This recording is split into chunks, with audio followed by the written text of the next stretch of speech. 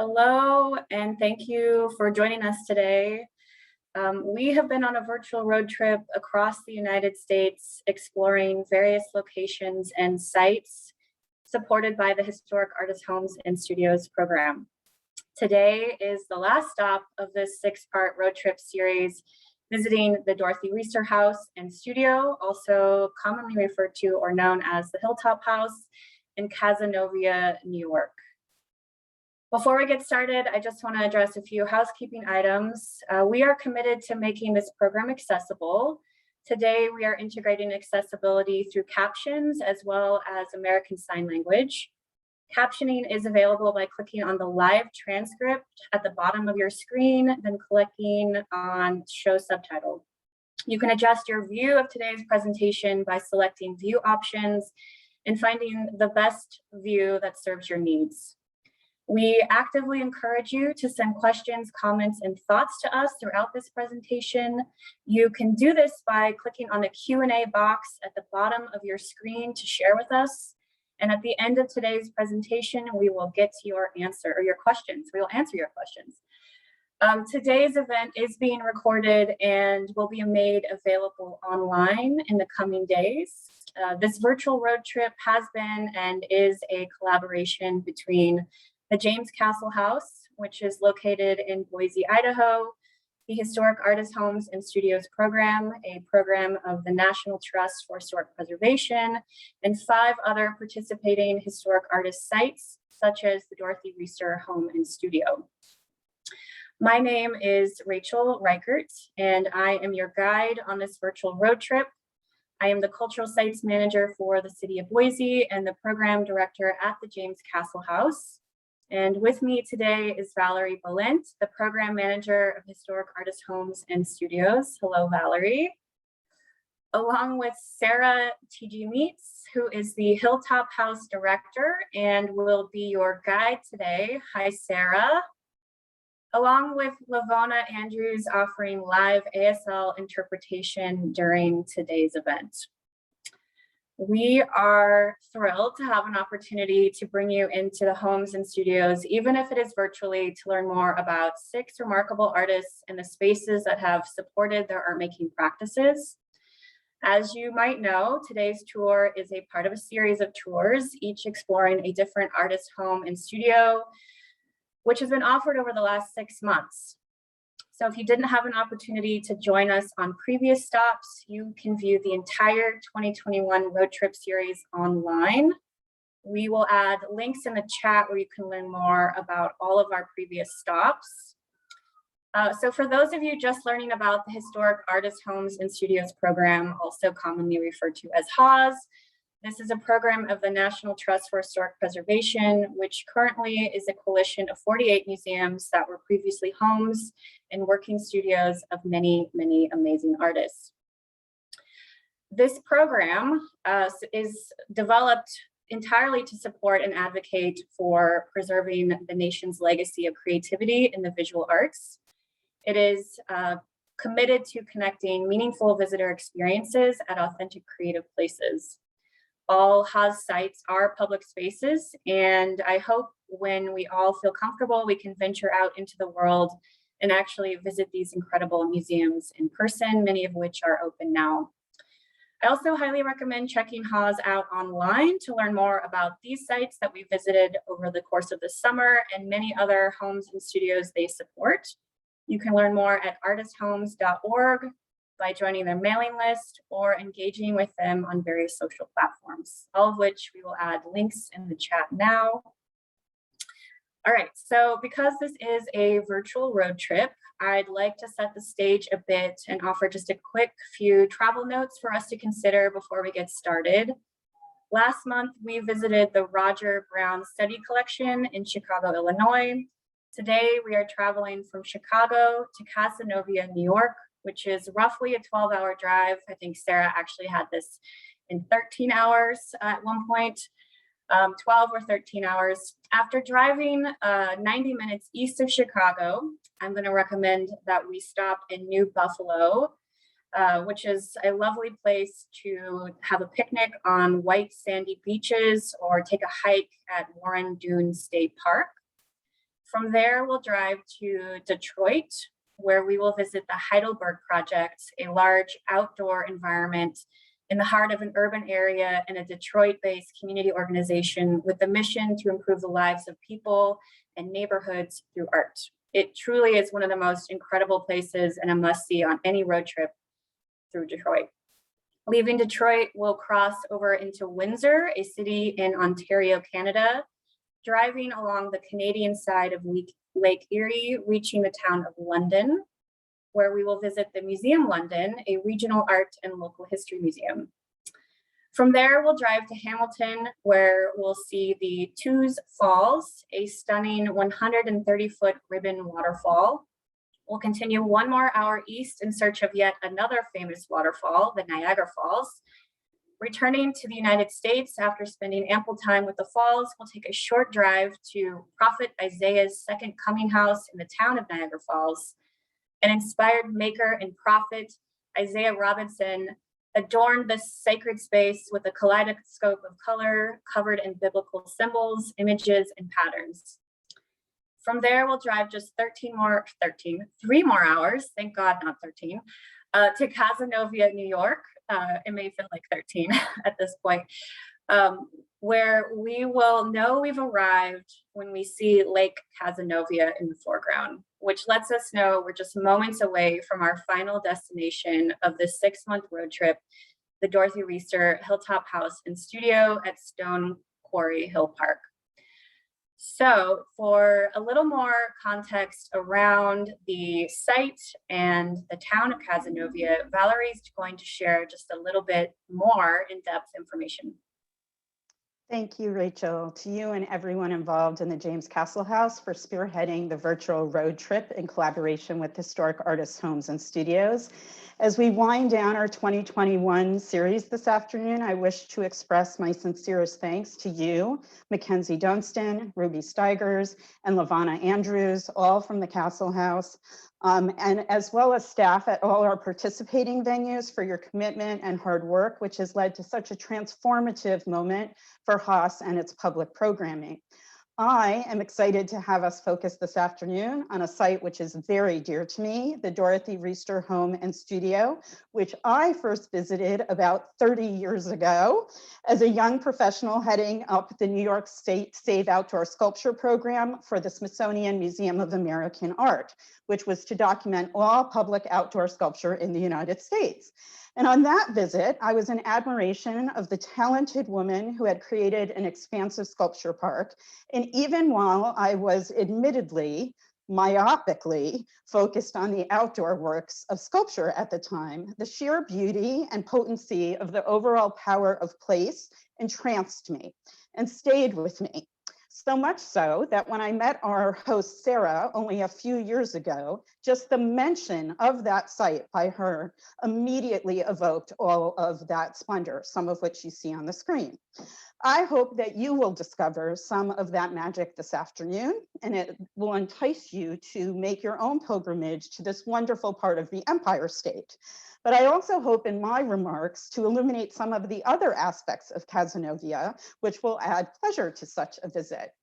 Rachel has spoken about traveling east to Cazenovia, but as a New York Hudson River Valley resident, this is how I think of this part of a state that I call home.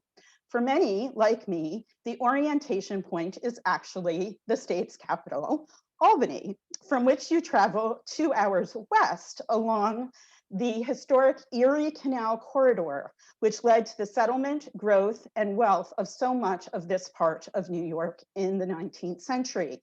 Cazenovia lies west of Utica and about 30 miles southeast of Syracuse. Traveling west off of the major interstate turnpike, which I would urge all to do, don't do Route 90, this is what you see. Miles and miles of rich, verdant farmland and expansive sky, leading you to what I consider an archetypal lakeside town found throughout this region. Even among the many, many, many, and I live in one, areas within New York that can boast bountiful farming communities, Madison County, where Cazenovia is located, can be considered the Mecca of them all. To travel here is to be able to spend days visiting farms on an amazing food and drink indulgence tour. True farm to table at its very best. Recent changes in state legislation have encouraged small-scale farmers to produce crops for the wine and spirit sector and have made licenses for vintners, brewers, and distillers easier and more affordable. There is something for everyone. Wineries such as Oara on the left, a 57-acre family-owned property, or perhaps the Myers Brewing Company at center, situated on 22 acres overlooking rolling hills and beloved walking trails, or the Madison County Distillery at right, which boasts its own vodka named for the same nearby stone quarry close to where Riester herself resided. Later this month, the site will actually collaborate on an event here at the distillery with the town historian and Madison County Tourism, the distillery creating a Dorothy-inspired and elevated cocktail based on her supposed love of vodka and orange juice, and entertaining, and all made with New York State products. If hard cider or soft cider is more your liking, then visit Christ Farm. This is agritourism at its finest, to be sure. But all of these places are also frequented and supported by local community. Not purely about libation, these farms promise complete immersive experience that includes dining, local products, fresh produce, but also fun activities such as listening to local bands, tramping through corn mazes that are works of art in their own right. That's what you see at lower right. And of course, a treat for all, never gets old, petting baby farm animals. Other sites, such as Nelson Farm Store, serve as a mouthwatering hub for buying local products, but also as incubator spaces for new product development. 8 miles from the State University at Morrisville, Nelson Farm has an extensive commercial kitchen serving as an FDA-inspected food processing plant and test kitchen, not only for Morrisville students, but for other small food entrepreneurs throughout the state. As a historian who frequently lectures on historic foodways and replicates 19th century recipes, I had the pleasure of presenting here in 2017 to various nonprofits about how to initiate food programming for visiting public. And it was here I met our host for this afternoon, Sarah, and was reintroduced to Dorothy Riester and Stone Quarry Hill. But a trip to Cazenovia offers a lot more than skipping from farm to farm, as delightful as that might be. The village offers a charming historic main street filled with distinctive shops, cafes, and architecture, even an important historic hotel, Lincoln House, a landmark since 1835. For more than 180 years, the oldest Grand Hotel in central New York has provided comfortable atmosphere and extended gracious hospitality. Stay or just dine, Sarah told us earlier she had just done so, at this hotel, which anchors Albany Street, a central thoroughfare in town. All manner of retail opportunity awaits you on Albany Street in wonderfully preserved storefront buildings. At Lavender Blue, you can find a colorful array of tablecloths and accessories imported by the owners from their home in Provence, France, or get lost in nearby Amanda Berry Antiques, a second-generation antique dealer in Cazenovia for 35 years. If you're looking to support community contemporary artists, select something from Cazenovia Artisans, a cooperative gallery featuring area artists' fine art and craft. Or venture just beyond the village to tour the Majestic Lorenzo State Historic Site, an impressive federal home built by town founder John Lincoln in 1803. Taking the beauty of the lakeside view, the formal gardens designed by distinguished landscape architect Ellen Shipman, and the well-appointed rooms. What I love about this very small village is the eclectic mix of architecture you can find, both to visit and to actually stay in. There are many lovely B&Bs, but I chose on my last day to room at the Bray Lock Inn, further down on Albany Street. Adam Scotty Brown and his wife Ava began operating this Scottish-inspired confection beginning in 1950 in the former 1805 expansive lodge home of the former William Burr estate. Here they offer you complimentary whiskey in the evening, or you can sit out on the deck and feast on some pretty spectacular lamb chops, as I know from personal experience. And from that deck, this is what you see and wait 2 steps away. Push off your canoe from the dock, listen to music at the pavilion, or experience, as I did, a stunning fireworks display shimmering over the water on the 4th of July. Take in the full beauty of this nearly 4-mile long and 1-mile wide expanse, which is drained from its southeast corner, ultimately flowing over Chittenango Falls, a 167-foot waterfall within a 193-acre park, which is also worth a visit to see. And it was on July 5th that I rediscovered the wonder of Stone Quarry Hill, while also being introduced to new revelations about Dorothy Riester and everything she created here, all through the captivating storytelling of Sarah, who will host us today. In this one place, so many aspects about the uniqueness of preserved artists' homes and studios becomes manifest. A crucible of creativity that extends to an artist-designed landscape and house, an artist who integrated her daily life completely with her art practice and who cared deeply about preserving the past while also being committed to nurturing younger artists. As an artist who herself made an active choice to live and work outside the mainstream of the art establishment, Riester and this site are likely largely unknown to many attending today. Let this be your first indoctrination, but hopefully not your last. I am delighted we will complete this 2021 series with an artist who represents the evolution and exciting future for HAHS as we continue to grow. A new site accepted this year, representing a woman's artist whose voice can now be elevated, allowing HAHS to tell a fuller story about the history of art in this country through its member sites. I thank you, Sarah, for breathing life in all of Dorothy's talent and accomplishments for us to enjoy this afternoon. And thanks again to you, Rachel, for helping to spearhead this amazing journey I have been able to have the pleasure of being on for the last 6 months. Thank you. Thank you so much, Valerie. Every single time you completely blow me away with your travel notes. I think I say this every time. I wish we could all just go on a road trip with you. But now on to Sarah, who's going to share the Dorothy Riester House and Studio. Sarah, take it away. Thank you, Rachel and Valerie. So again, my name is Sarah T.G. Meets, and I am the director of the Hilltop House and Studio here at Quarry Hill Art Park. I'm very excited for our house and our site to be one of the 4 new HAHS sites and for us to join this amazing road trip event. I want to thank you, Rachel, and your team at the James Castle House, and Valerie for all their support and work that made this series happen. Before I start my presentation on the story and history of Dorothy Riester, the Hilltop House, and Quarry Hill Art Park, it is important to make note that the landscape much of our story takes place around is just one of many stories layered within the land. And to recognize the people of the Standing Stone of Oneida, on whose ancestral land Quarry Hill Art Park is part of.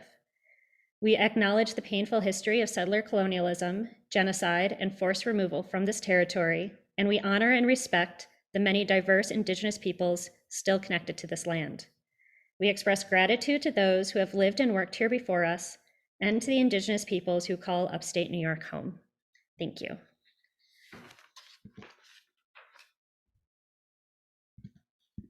There we go. All right, so Dorothy Winter Riester was born on November 29th, right around Thanksgiving in 1916. She grew up in the lovely, hilly, wooded pastoral region just north of Pittsburgh, Pennsylvania, with her parents and 1 sister. Her father, John Winter, was an attorney who held a passion for the conservation of the environment and was an ardent lover of the outdoors. He was a self-made man, a voracious reader, and whose affection, sense of humor, and imagination passed on through to Dorothy. Her mother, Virginia, was described as a social woman with a dynamic personality.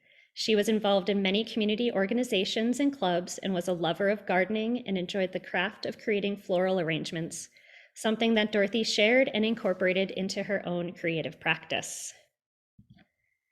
Both of Dorothy's parents gave her the encouragement and freedom to forge her own path, and a young Dorothy had proclaimed proudly at 5 years old that she was going to be an artist. And Dorothy said of this that from that moment on, the course of my life seemed to be set and I never swerved. Doing art was just natural to me. Without formal art training offered at her school, a 12-year-old Dorothy was set up for painting lessons with Elizabeth Robb. Robb was a regionally well-known Impressionist painter who was a charter member of the Pittsburgh Associated Artists Group and a friend of her grandmother's.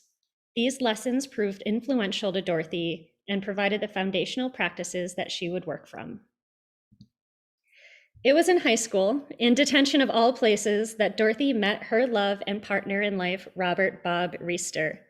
The two became inseparable, and Bob was quickly embraced by her family. If you can't quite find Dorothy in the photo, it's because she is the one all the way to the left, moving, the only one. And next to her is a very young and handsome Bob. After high school, Dorothy first attended William and Mary College in Virginia, but returned to Pittsburgh when she transferred to Carnegie Tech, now Carnegie Mellon. Here she pursued working in multidimensional art and flourished under the instruction of the professors there, specifically one Professor Wilfred Redio, whose instruction in the importance of space, balance, and tension allowed Dorothy to understand spatial design and relationships in such a way that it became the lens through which she saw the world around her. Dorothy began teaching at Carnegie Tech after graduating and mentions in her memoir that she was on the review committee for Andy Warhol's acceptance to the school and that she urged the committee to give him a chance. As a teacher, Dorothy became increasingly interested in the medium of welded metal and helped introduce this type of sculpture as a practice to the Carnegie Arts Department. She did so by procuring welding equipment and supplies from a local electric company and had the delivery man give her a quick run-through of how to use the stick welder, a lesson that she then shared with her students that very night. Dorothy and Bob continued to date through their college years, and like Dorothy, Bob left the Pittsburgh area for his education and first attended MIT, but also like Dorothy, transferred back to Carnegie Tech where he earned a bachelor's and a master's degree in mechanical engineering and began working in that field. After graduating college, Dorothy had wanted to forego the formalities and just go and live with Bob. But she gave into her family's wishes for a formal marriage, and on July 29, 1939, in a small ceremony outside the Riester home, Dorothy and Bob were wedded. The couple asked only for money to fund a cross-country adventure through North America and back, during which they visited and explored many state and national parks. As they began their life together, the two moved to Jeannette, Pennsylvania, into a Spanish-style villa that they called the Fruitcake. Dorothy began taking ceramics classes at the nearby University of Pittsburgh, where she learned under the teachings of J.P. Thorley, an esteemed English ceramicist. This is where Dorothy really dug into her training, not only in crafting with the clay, but in the formulating of the oxides and chemicals for glazing and firing. She set up a studio space in the home and began Riester Ceramics, her own small ceramics company. In the 1940s, they purchased an 18th century rustic farmhouse about 25 miles outside of Pittsburgh. The home, situated on 5 acres, was beautiful and stately, but had no running water, no heat, no electricity, and rot was quickly eating away some of the porch columns. The two spent the next few years lovingly restoring and updating this home, and Dorothy said that saving this farmhouse kindled her commitment to preservation, and she turned a small 2-story outbuilding there on the property into the new home for Riester Ceramics. You can see the influence of animals in many of her domestic ceramic works. During her time at the farmhouse, the two had a large array of different animals, including horse, on site, which she used as subjects in some of her paintings, drawings, and smaller sculptural works, like this pin, as well as in this plate of the horse and the pheasant. You can see in her understanding of the physiology and movement of the animals while being able to reduce the complexity of these beings to their most necessary lines and shape to convey their power and personality. The Riesters were faced with relocating to Syracuse, New York, when Carrier, a world leader in heating and air conditioning, purchased the pump company Bob was working for. So in 1950, the couple purchased an 1840s Greek Revival townhouse, which they restored many original elements of, and incorporated some modern flourishes like an art gallery for Dorothy's work. And this home was included in a listing of historic homes of Onondaga County, as you can see in the image on the right. And I think Dorothy must have sent in that listing. From this home, Dorothy was able to walk to Syracuse University, where she earned a Master's of Fine Arts and became part of the faculty. She forged many lasting relationships with artists such as fellow sculptor Roger Mack and painter George Vandersloot, both of whose work are part of the collection on the grounds and within the Hilltop House. During these years, Dorothy became involved with the Syracuse Ceramics Guild. Her ceramic work straddled the line of decorative and fine sculptural art, and she was creating very modern interpretation of garden sculptures, bird baths, and her organic yet abstracted ceramic fountains gained popularity. And the two seen here in the photographs were commissioned by private collectors. Her work was featured in many of the Guild's exhibitions, which took place at the then named Syracuse Museum of Arts, which later became the Everson Museum of Fine Arts, the very first fine arts museum dedicated to the collection of American art and to create a permanent collection of ceramics. It was also designed by architect I.M. Pei, and it was a sculptural work in its own right. Dorothy and Bob were very involved with the museum through board and committee work, and she was a vocal supporter of bringing in Pei as the architect. And you can see the two of them here engaged in a very vibrant conversation. Though the Everson was his first museum design, he might be most famously known for his design of the Louvre Museum in Paris. In the late 50s, Dorothy published a book titled Design for Flower Arrangers, with a second edition printed in 1971. Her work in this began first by leading design classes for the Pittsburgh Guild of Flower Arrangers and grew to encompass floral arranging workshops and lectures that brought Dorothy to cities across the country. She was considered a trailblazer in her approach, with its foundations in formal design practices, and was urged to compose and publish this book on her teachings. Her involvement in garden clubs went on teaching, and she designed a bronze sculpture for the National of America, headquartered in St. Louis. So we don't have any current photos of this sculpture at the garden clubs, and if anybody in St. Louis and wants to go see it and take photos and send it to us, we'd be really appreciative. This is a cement that she did of the same sculpture that we have on the art park. While the city of Syracuse offered access to the university and community for Dorothy, and it was an easy commute to the office for Bob, both found themselves craving a more direct access to the outdoors they grew up appreciating so much in their youth. So on weekends, they set out, armed with a picnic and a thermos full of martinis, and explored the rural regions outside of the city, looking for a site to build a seasonal retreat. In the late 50s, a simple advert stating 23 acres, scenic, Cazenovia, brought them to the rolling hills of the small Madison County town. And the two purchased the property in 1958, and the dreaming and design began.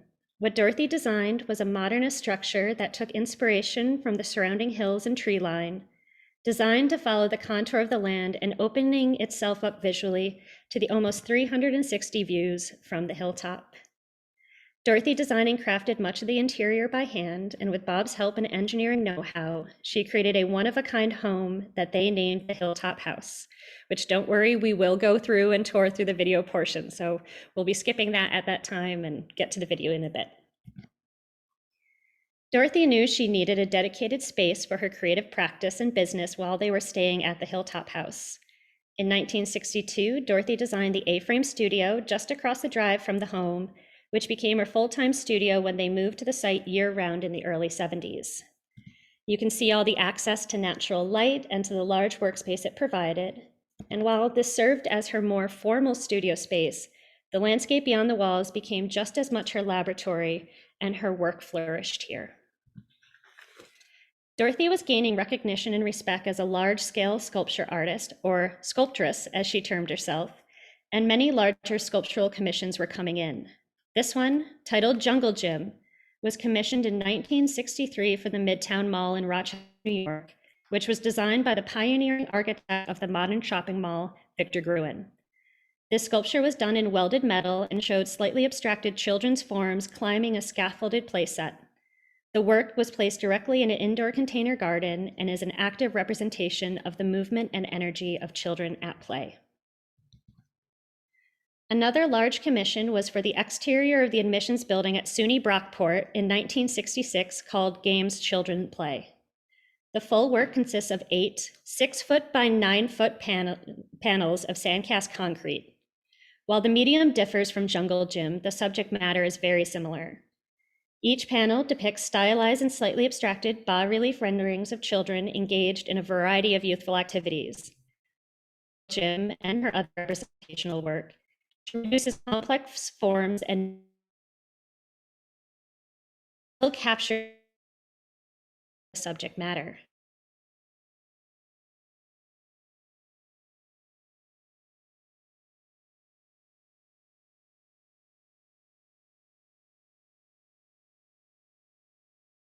In 1967, the Lincoln National Bank of Central New York commissioned Dorothy to design a sculpture for their atrium. This 9-foot tall forged iron sculpture called Young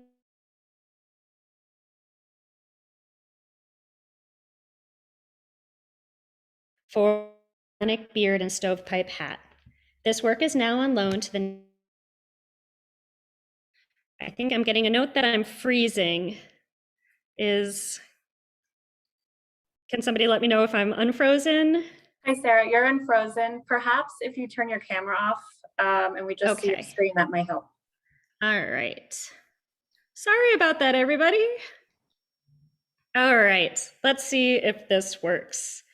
So again, this is the Young Lincoln, and this work is now on loan to the National Abolition Hall of Fame and Museum in nearby Peterborough, New York. And this is one of our summer interns, Corey, standing with the tall Lincoln, and you can see how tall he actually is.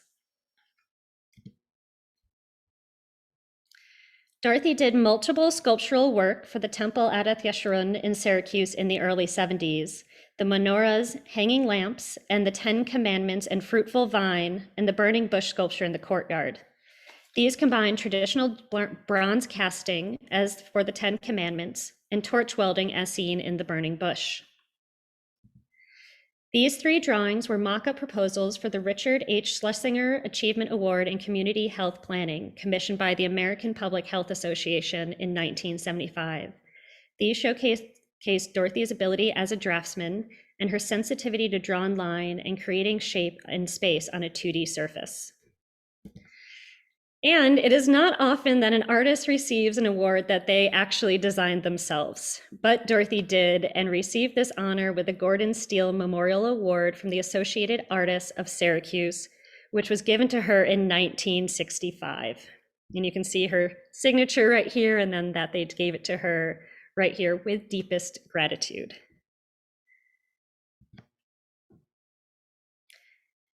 Dorothy's deep connection and concern for the historic buildings and landscape brought her to be on the leading edge of the preservation and land conservation movement.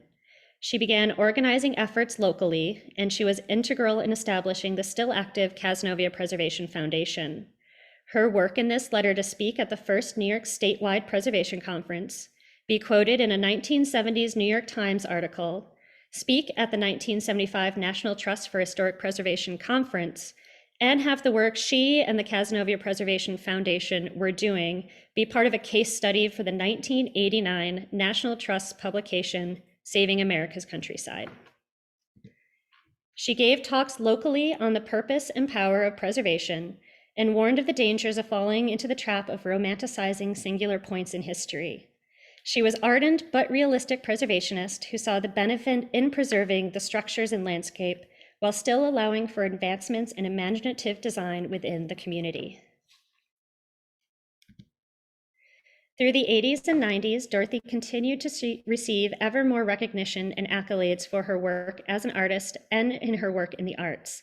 This came in the way of awards, feature articles, and a solo retrospective exhibit at the Everson Museum of Art in 1991.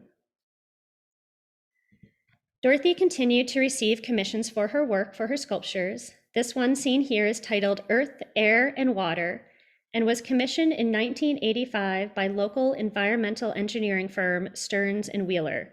and the design reflected her own interpretations of the four elements: earth, air, fire, and water. Air, earth, and water are represented in the three large ceramic stoneware totems, and the fourth, fire, is embedded in all three by the process of kiln firing the sculptures. The sculptures are still in place, and the building is being redeveloped as a residential property, and hopefully these will remain to be an asset to the property and the new residents. The Riesters did not have any children, and with a landscape now totaling over 90 acres, they assessed the legacy they wished to leave and whom to leave it to. They had long invited the community to their grounds to enjoy artistic experiences and felt their gift could be these acres for the larger community to enjoy. And they could also ensure that the landscape did not fall prey to development. Attempts to donate the grounds as a park to the town and county did not go through, so the Riesters, with a small group of supportive locals, established Stone Quarry Hill Art Park in 1991, a nonprofit with the mission to preserve the land while offering a place for emerging and practicing artists to create and exhibit their art. Dorothy calls the creation of Stone Quarry Hill Art Park the greatest achievement of her life. Dorothy continued to create and design new sculptural works, creating work that spans styles and explored materials. Here are two sculptures, both in steel, but with different handling of the material. The one on the left called Song, and the right is called Untitled. She also explored her artistic practice with the relation of her three-dimensional sculptures to the landscape she placed them in. On the right is Cave at Nerja, a combination of stoneware, steel, and scrap metal pieces, and currently a bird's nest. And on the right is Equipose, a stoneware sculpture that seems to be a series of geometric pieces balancing upon each other, both set within the grounds of Stone Quarry Hill Art Park. In 1996, only a few years after establishing the park, Bob passed away from a heart attack. Their partnership had been one of continuous support and love, which Dorothy at times captured in her work. To the left is Contemplating Man, which many feel encompass his personality, minus his ever-present pipe. And the other is called Each to the Other, which she gifted to Bob on their 50th wedding anniversary. To render such personality and such tenderness in welded metal, to create movement and life from the abstraction of form, and to have it engage with and dance with the landscape, speaks to Dorothy's vision and skill as a designer and artist. Without Bob, Dorothy's life, the park, and her creative practice continued. She worked and lived on site where the park flourished around her. She was a true artist in residence at the art park during this time. She engaged with visitors and led classes and lectures, and she continued to create ceaselessly, even after moving off site to an assisted living facility that was apartment to end life was in 2010 at the age of 94. Dorothy could not contain her creativity, and she immediately got in a little bit of trouble for trying to torch weld in her apartment there. Not one to ever stop, in place of her ceramic and her metal, she utilized cardboard boxes and tubes, strips of wood, orange peels, and anything else that allowed her to create shape in space.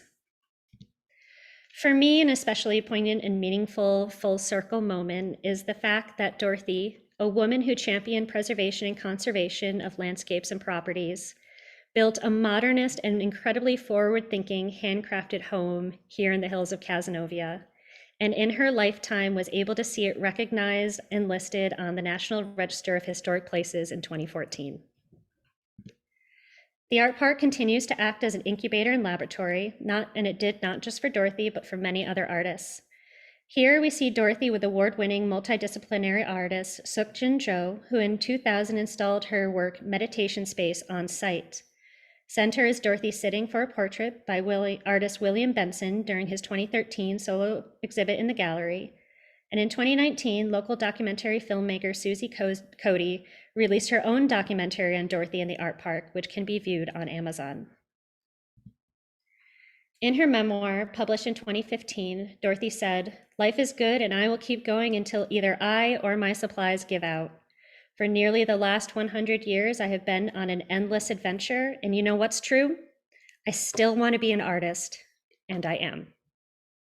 In July of 2017, at the age of 100, Dorothy Winter Riester passed away.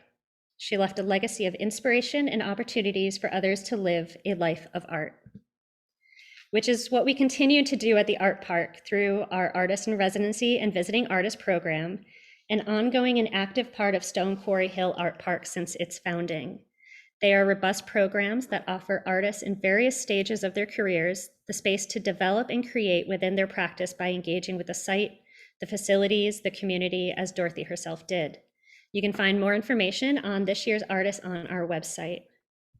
The Hilltops itself also provides opportunities for student and community engagement through the home, the gardens, the archive, and the collection, and the plant room. And as you can see me, I am doing my best to understand plants, and some days I'm doing better than others. The grounds also continue to offer visitors every day of the year, in every season, to find wonder and awe in the landscape, in the art, in the dialogue between the two, and the opportunity to discover moments of art, history, poetry, architecture, environment, and mindfulness, all free of charge at any level of interest and on every level of engagement.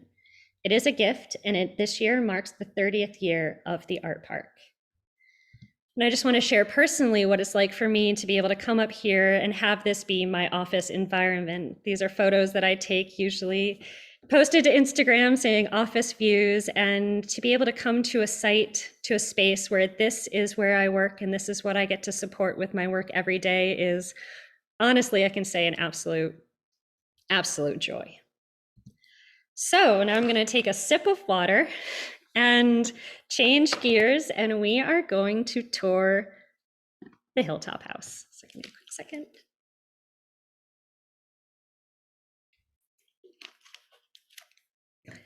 All right.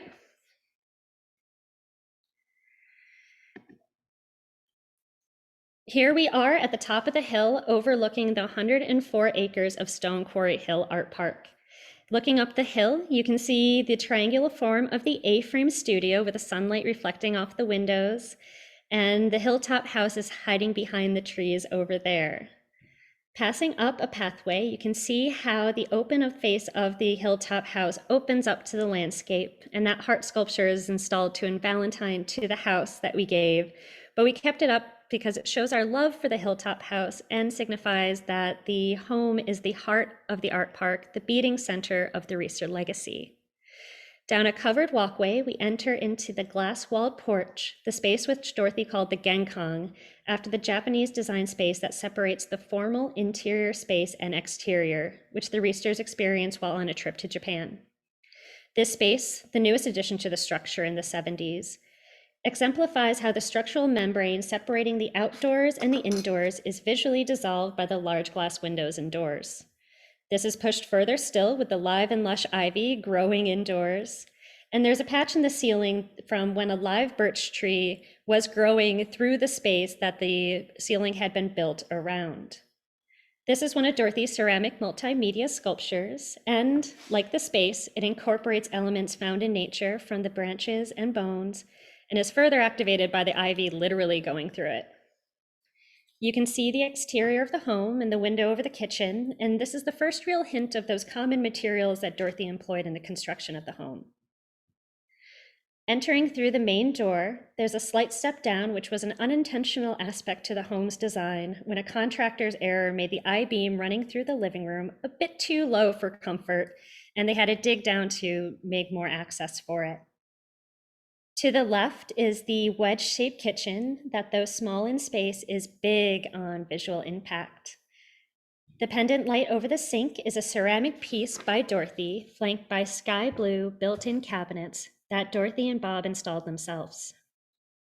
A pass-through window provides additional light from the room beyond and has the added practicality of easily moving food and beverages from the kitchen to what once served as a dining room. Dorothy welded the metal range hood, and she made the tiles an array of colors and textures that she interspersed with what Dorothy said were Mercer tiles given to her by a friend, which is a story that we do hope to verify, and we will let you know more in the future. The vibrancy of the space through color, materials, textures, and shapes is the perfect lead in to the rest of this lively home. So we're going to go now into the larger living, dining, and gathering space here. You can see again, even more windows, letting the light and the natural views in. I am going to pause the video quickly here because I want to take in the layers of this one shot. The sideboard was handcrafted by Dorothy in welded steel that she painted this bright red orange, and there's wood and panels collaged with black and white pattern paper, on top of which is a tableau and display of collected and crafted items, from the matching candelabra to small cups and plates made by Dorothy, small ceramic art items, there's photographs, there's keys, and they're all set in front of the deeply textured reclaimed barnwood that adorns the walls that the Riesters obtained by helping dismantle the barn it came from. A large painting at center by George Vandersloot, itself roughly textured and in colors of ochres, oranges, creams, and blues, is flanked by a small print by Roger Mack and a mixed media painting of a cool silver valley by Dorothy. Just wanted to give a little, because it's such a wonderful, concise collection that has so many layers. Here we pan to the dining area, the table by Dansk, set with irregular yet organically shaped plates made by Dorothy. The window ledge is decorated with an assortment of ceramic artwork and souvenirs, and even the maquette of young Lincoln striding across the landscape. A jigsaw puzzle of Pennsylvania blue stone was hand-laid by the Riesters for the flooring, and you can see some of the stunning mid-century furniture collected by them in this bold blue chair and footstool by Harry Bertoia. The coffee table, constructed by Dorothy in metal and ceramic, fits into the large L-shaped banquette seating constructed by the Riesters. And to the left, you see the white wall. It's made in sand cast by Dorothy, which undulates out to a petal or teardrop-shaped fireplace that has echoes of the Southwest. This corner in the room needs its own moment. It showcases how Dorothy really took direct influence from the outdoors into the design of the interior of the home.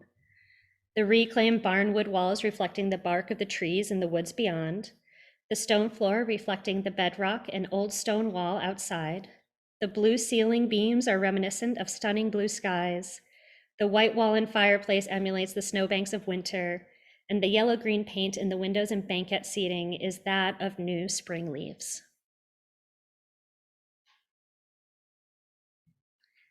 We're going to take a look at the floating staircase, which is an iconic architectural element of the home, which provided access to the upstairs living space.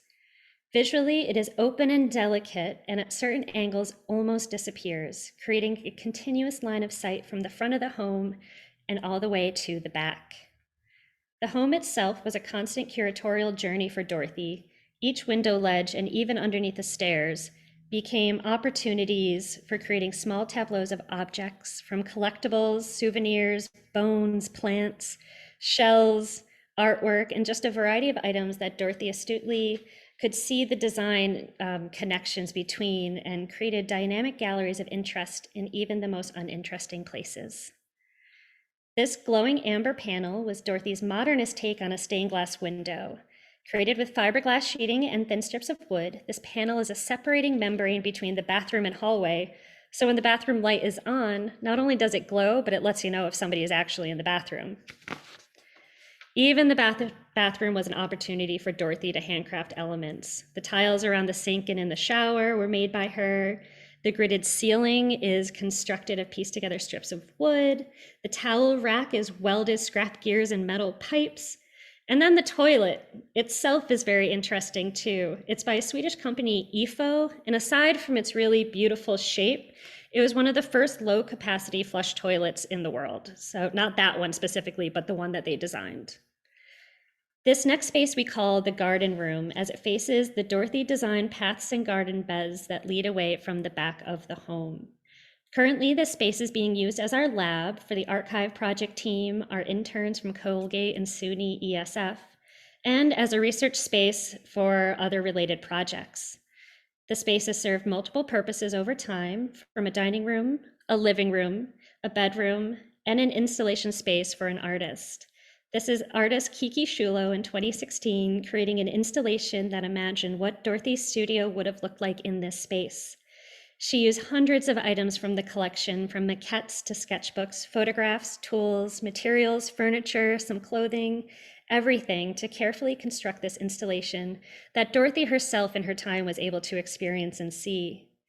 The intended outcome was for visitors of the park to look through those large windows and to see an artist studio where the artist might just come back and return to at any moment.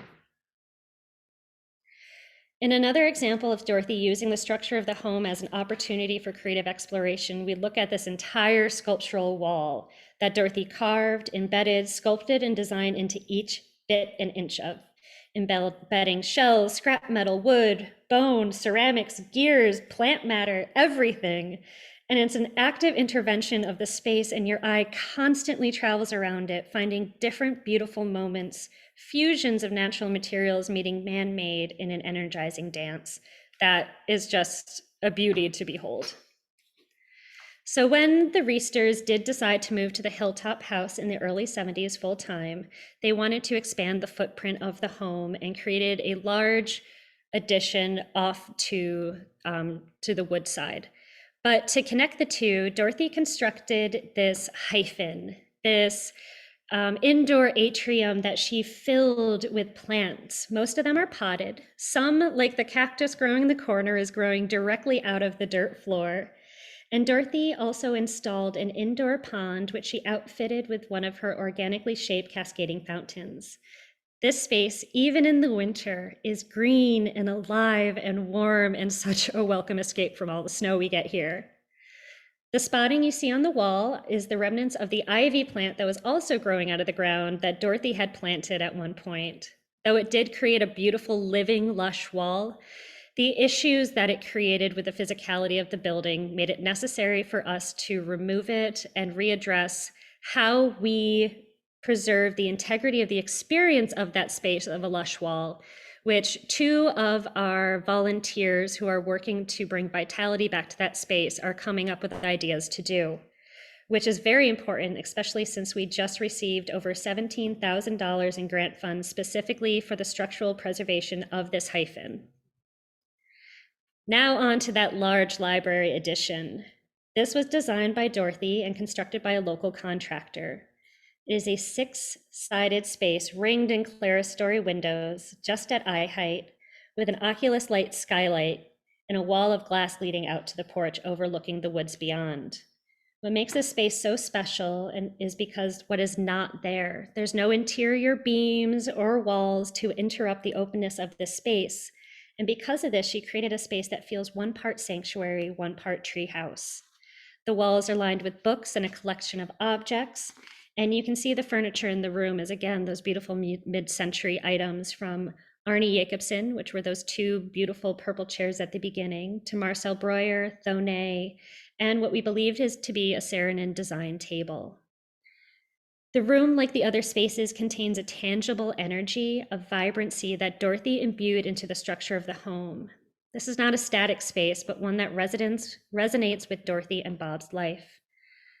You step out onto the porch just outside. This is a reconstruction of the original, which succumbed to the elements. Built-in bench seating, again, invites gathering and conversation and is an extension of their living space. Again, breaking down the separation between the indoors and outdoors. You are connected to both spaces at the same time, no matter which one you are in. And the glass doors provide opportunities for visitors to look inside. Stacked stone stairs lead down to the forest edge, creating direct access to exploring the wooded landscape that designed the trails through. Leaving the porch, you are directed away from the home and alongside the gardens off the back of the home.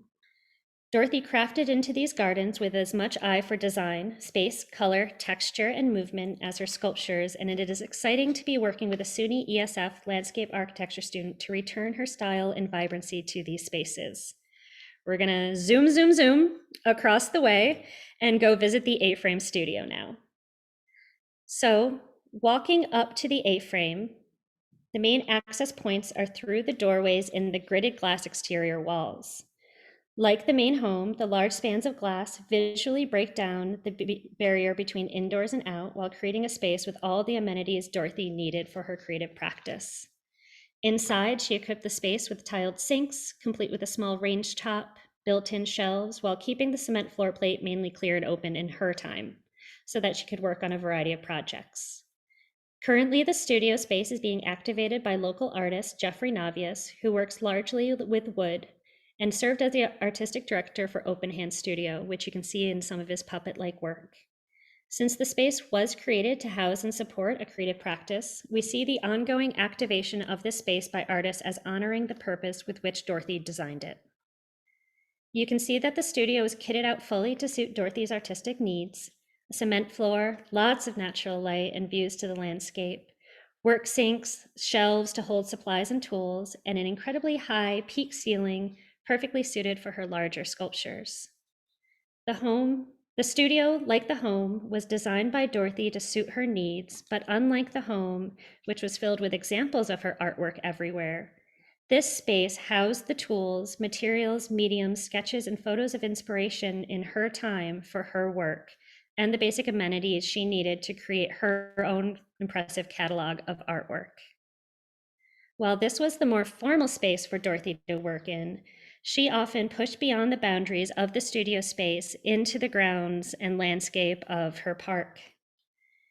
Utilizing the entirety of her grounds as her palette, her paint, her canvas, and activating the entirety of the landscape as her creative laboratory. The grounds of the art park still serve as the medium and method for artist engagement.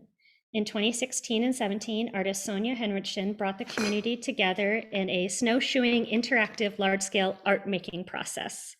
And in 2019, Jim Ridlon Jr. also engaged the community in the building and burning of Eclipse, a construction that was part sculpture and part treehouse.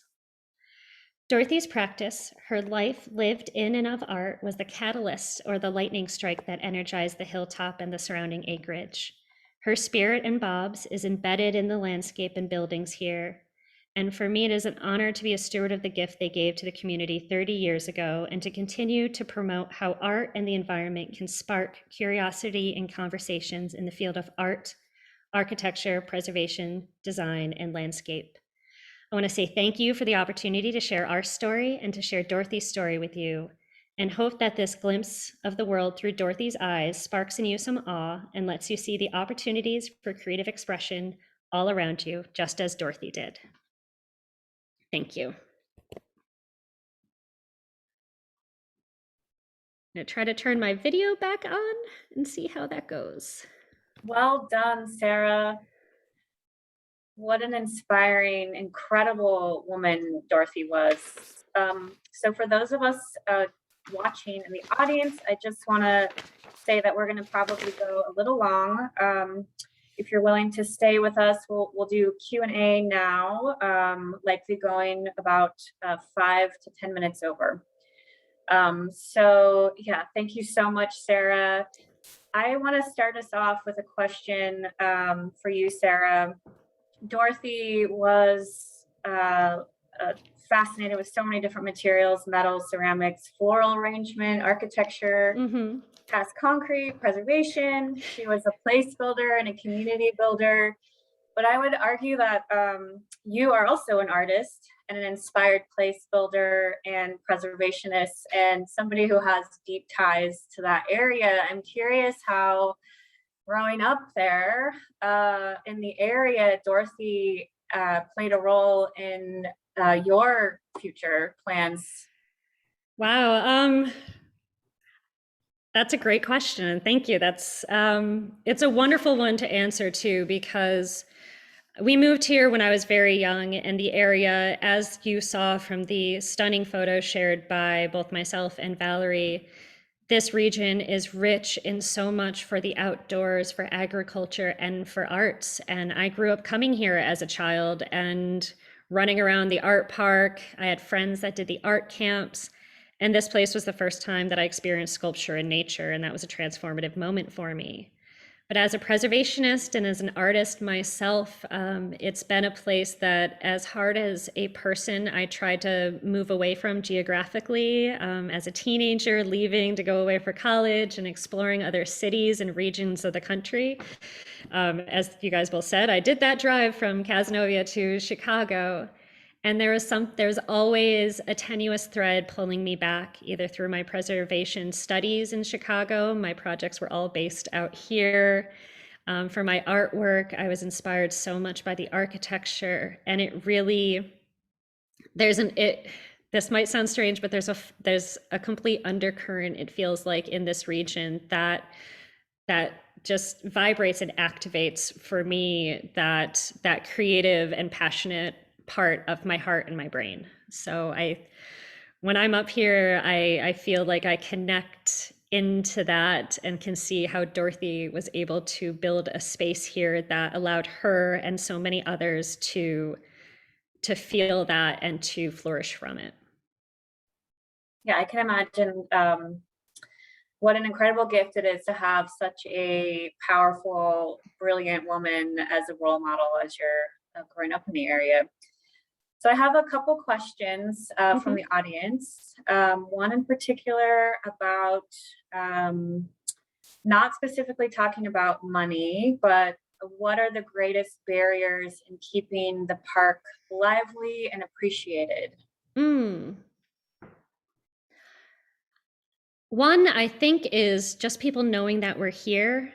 One thing that we have realized during this pandemic, as people locally were searching for things to be engaged and able to do outside and find other experiences, people discovered and rediscovered us. So I think there's a misconception that Central New York, we're so far away from New York City, so what is out here besides farmland? Well, I mean, Valerie's part of her presentation exemplified that so much. We have so much. And I think getting people to recognize and realize sometimes what's in their own backyard, that we are here.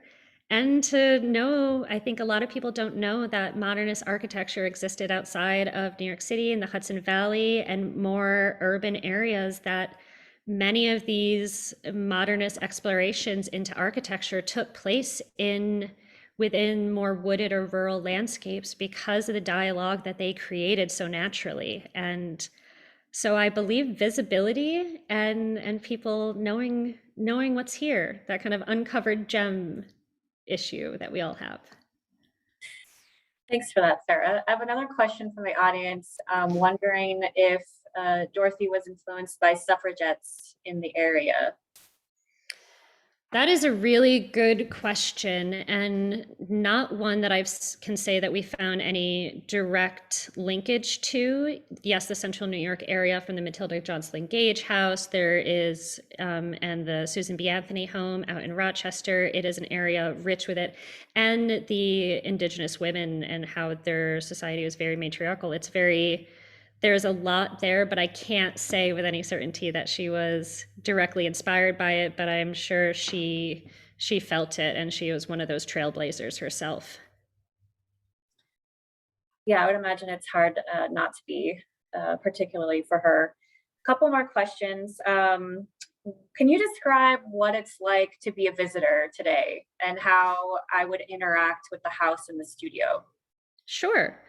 So coming up to the park, you go up this long driveway that takes you up this open hill landscape, and that view that I showed in the first pan really kind of showed you that top of the driveway where the studio A-frame is right there to your left, and more hidden behind the trees is the house to your right. And so going up to park, basically the park welcomes you to walk around and explore. And we do guided tours of the house, which are available through, if you do a pre-registration for it. So we do small groups. But even if you're not here for a tour, all the windows, all the spans of glass, we welcome people, and we say this right in our brochure: go put your face right up to get against the glass, go walk around the home and studio and just look in and see it from that aspect, because you can see, I would say, 70% of the home from those spaces. And I always love seeing little hand smudges or little nose marks on the window, because it means people have gone up and explored and seen. Or I see people sitting in the gardens or looking for frogs in the pond or walking their dogs or just sitting on the benches on one of the hillsides overlooking and just taking in the views. It's it doesn't need to be an event for people to come here and experience the park and the site and the house. It can be an event that you make it, and it can be engaged with on every level. And I encourage it in every weather too, because it changes so much with the weather. Hope that answered it. Yeah, that's great. Thank you. I'm going to just have one more question and then I'll close us out. So this question's for Valerie. Um, I'm wondering if you can talk a little bit about what makes bringing this site really special into HAHS. I think because from a number of standpoints, I think that it takes us out of a central location associated with art making, whether that be New York City or Los Angeles. It talks about, we've had a number of people through this virtual tour that were really not part of the mainstream or part of the commercial gallery, commercial aspect of art making. And certainly Dorothy is not alone in that, but I do believe there was a conscious decision to move to an incredibly rural area when she actually could have chosen any number of other trajectories. I think that these ideas that that Sarah was discussing about the fact that modernism and other influences extend beyond the places where they think they are, and that they pass, as they always do, through artistic prisms and come out in ways that are singular. And for me, we've talked a lot about, we have a lot of really fantastic holistic art environments in HAHS. I had the pleasure of working at Alana for 7 years, perhaps the pinnacle of a 19th century example for that. But this is a 20th century example of that, but not made with necessarily the highest level of materials or sophistication in terms of the materialism of it, but in terms of the intellectual nature of it. We need more women artists in HAHS. I could go on and on and on. And I think we need, this is just the tip of the iceberg, but I think that it embodies for me the same things you see at Olana or David Ireland's house, or the power of place that you see when you're at Winslow Homer's studio. It just forces you to re-examine how you define those things around creative expression in landscape, in land, in built environment. And I think that I'll just speak personally about the embodiment of that power of place. I came as a person, and I don't want to talk about what decade, but I drove up that hill and never got to meet Dorothy, but I knew she was like around. And all these years later, 30 years later, the minute that Sarah talked to me in the middle of like a food history lecture, I channeled in the vision of that contemplating man statue and what it felt like to look out from there. And that to me is what all of these sites offer. But I think there's a richness that we get to discover when we go beyond perhaps some of the more expected artists. And that's why I think its entrance into HAHS is so incredibly special and enriching for visitors, but also for peer members of the program. So thank you for asking that question, wherever it came from. Thank you. Thanks, Valerie. And thank you all for joining us today. This series of tours is brought to you by the James Castle House, a program of the City of Boise's Department of Arts and History, the Historic Artist Homes and Studios program of the National Trust for Historic Preservation, along with the Dorothy Riester House and Studio. I also want to take a moment to thank the staff at the James Castle House who helped bring this program to life, to Valerie for remaining committed to this work. You really bring a lot to the HAHS program, and it wouldn't be the same without you. And to the staff at the Riester House, along with Sarah, for sharing honestly such an amazing story with us today in such great detail. And to all of our participants in the tour today for taking time out of your busy day, hopping onto another Zoom call and joining us. Your support really does mean the world to us. If we didn't answer any questions or if you have additional comments, please feel free to reach out to any of us. We will add our contacts in the chat. And just real quick, for any of those of you who are anxious to start planning your own road trips, I know it's coming to the end of summer here, but I highly recommend checking out the HAHS, newly published HAHS guidebook. It's available online at the James Castle House, along with many other online retailers. This visual guidebook was published right before the pandemic, so it had a moment of pause, but we are very excited to be promoting it again. It's a stunning 256 pages of images of artists and site stories, all grouped by region, making it almost impossible to drive by any one of these sites. So definitely check out the link where you can learn more about that. And we're really excited to share that we will be releasing a 2021 virtual road trip announcement in the coming month. So be on the lookout for that. 2022, you mean, Rachel? 2022. We lost a year. 2022. So thank you all for traveling with us, and we look forward to traveling with you in 2022. Thank you all, and be well. Thank you. Thanks all.